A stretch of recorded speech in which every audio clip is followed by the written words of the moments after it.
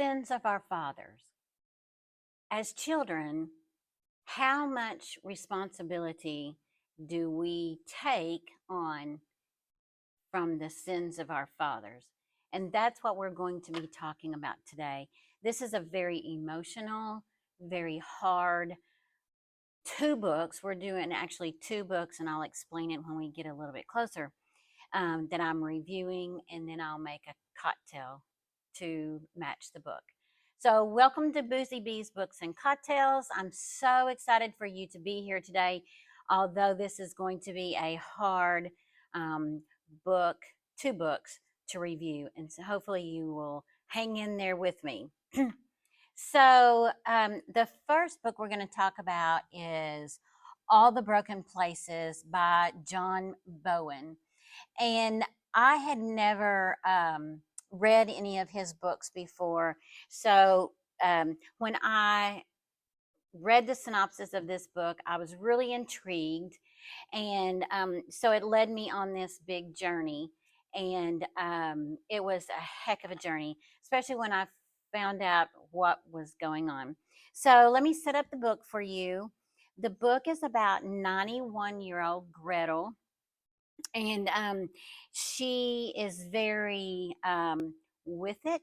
She knows her neighbors, but she keeps herself very closed off. She has a son, and he is a businessman, and she loves him very much, but she has been a standoff mother to him, and she doesn't like young boys of 9 years old. And as the story is being told, you find out why she has a dislike, or shies away, maybe shies away from young boys because of her past. So she has been living in her building for 60 years, and her son is kind of pressuring her to sell out of her place. And she's like, I know all my neighbors, and this is where I have always wanted to be. Her and her husband bought this apartment in this historic building. And so, again, as the story unfolds, you figure it out. And I'm not going to give away the story. But her backstory is her father was the commandant of a camp. And as we figure out, she calls it outwit or out with. And she sees a lot of things in this camp that she is told one thing, but her mind tells her other things. And so it come to find out, it is the concentration camp, Auschwitz, and I can't hardly pronounce that. You know how me and pronouncing words go. And she falls in love with one of the soldiers there, and she's 12 years old, and she is very sexually aware. And her mother is a very prestigious, excuse me, prestigious woman. And so when there's a tragedy that happens in her family, and then the closing of the concentration camp, and we all know what happens there. But Gretel and her mother escape Germany, and they go to Paris, and they live a different life. They take on a different life. And there are some bad things that happen to her in Paris, and then she escapes to Australia. And then there's something happens in Australia, and she moves back to London, and she meets this man. And they kind of fall in love, I guess. And he finds out that he is Jewish. And so when he finds out that Gretel was part of the concentration camp and the extermination of Jews, the question comes up. She says, this was my father's doing. I was 12 years old. And he keeps throwing this back at her. You know, why didn't you do this? And why didn't you do that? And she keeps going, I was 12 years old. What could I have done? And I kept thinking to myself about the sins of our fathers and how we nowadays, back then, Gretel would never have spoken to her father the way children speak to their fathers now. I question my father a lot, especially in the what he felt like was right and wrong. He was very uh, biblically bound with his parenting skills. He did a parented by himself. So I was the one that questioned, and I only knew that I could question a certain amount of it. So this boy, David, kept pushing her, and she said, "What could I have done at a 12-year-old?" So it really, really made me stop and think about how much we are responsible for our parents, the sins of our father, or generational trauma, or so it just brought up a lot. This is a fabulous book, fabulous. And again, I just read it as one book. I didn't realize as I kept going on, there were little nuggets of things that kept thinking, okay, wait a minute, I've heard that before.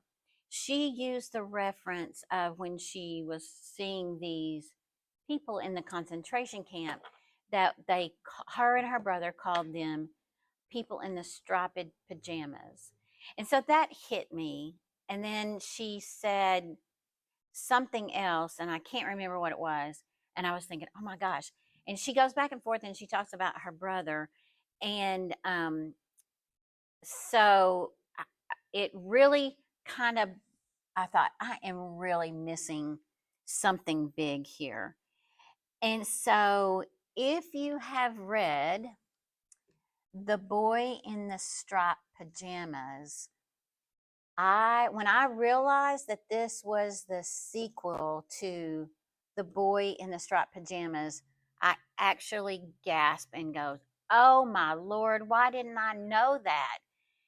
I had not read this book before, so I went on after I read All the Broken Places. I went back to read The Boy in the Striped Pajamas, and it so clicked. The Boy in the Striped Pajamas is Bruno's story, and Gretel in the other book, she talks about Bruno and she talks about her brother, but she does not say his name until the very end, and you find out all the little secrets, and it all comes back into this big, glorious, terrifying, heartbreaking, beautiful, beautiful story. And he, the author, John, does such a good, beautiful writing skills and just brings it all back into place. Where The Boy in the Striped Pajamas, he writes it as a 9-year-old would read it. All the Broken Places is written in an adult voice. And so, y'all, it is just a lovely, heartbreaking book. And I would probably have given it a 5 in a Manhattan. Um, but I didn't, I guess I didn't read the publicity and didn't realize that it was part of this book. And so it kind of wore on me, and I've been done with the two books for about a week now, and it just keeps, it's one of those books that just keeps going and going and giving and giving and giving, and you get so much of it out of it. It's a beautiful story, and it made me think about so much more. And it was told in the German side, on the German side, what they witnessed, and they didn't know that they were even a part of. And that was very intriguing to me because the stories that I have read about World War II is always uh, the side of the Americans. So it was very, very interesting.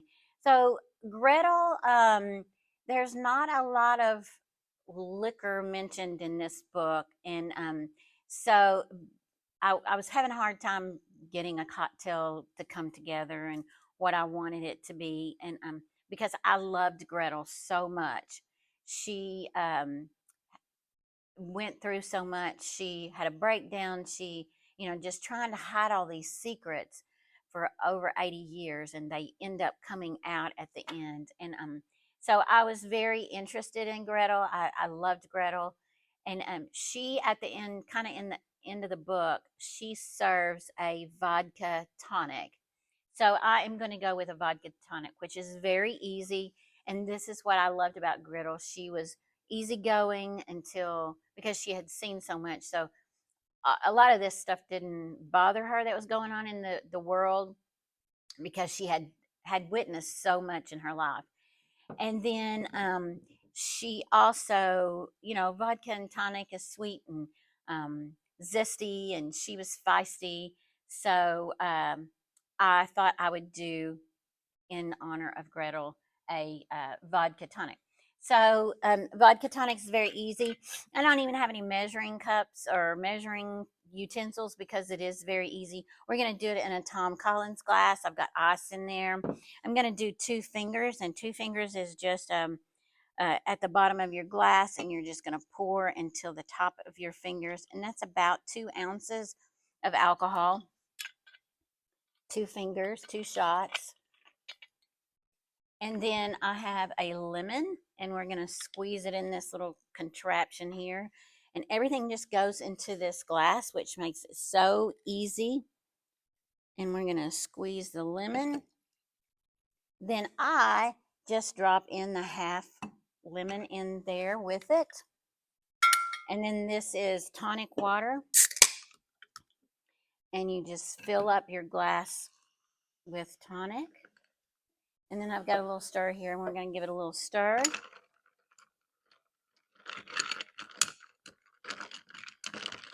And there you go. That is your vodka tonic with your lemon in it. Super easy, super sweet, super good. So cheers to Gretel. And that's good. Sweet, tart, yummy, yummy, yummy. Have you read this series? Have you read The Boy in the Striped Pajamas or All the Broken Places? Are you interested in the other side, how it affected their lives? I thought it was just so heartbreakingly beautiful. And I love reading about strong women, and it often motivates me to do a lot of things in my life differently. So Gretel is a very rememberable character for me. And so if you have read The Boy in the Striped Pajamas, please read All the Broken Places. I'm going to put a link down at the bottom for you to get the book from Amazon. It's a book that's very well worth it. Or go to your local library and get it there and read it. And then let me know. I would love to hear from you, and I would love to hear your thoughts about Gretel and her story, and how it even ties into this. Were you surprised? I was shocked. Again, I was shocked. Couldn't wrap my head around it. I guess I need to read the synopsis a little bit better before I jump into a book. But thank you so much. And by the way, I won the Artcast Award for Arkansas. I got Best in Art, and I am very, very excited. It won't be long, and I'll have it sitting on my bar. I'm super excited. It's motivated me to do even a better job. So thank you so much. Cheers, and we'll see you next time. Cheers!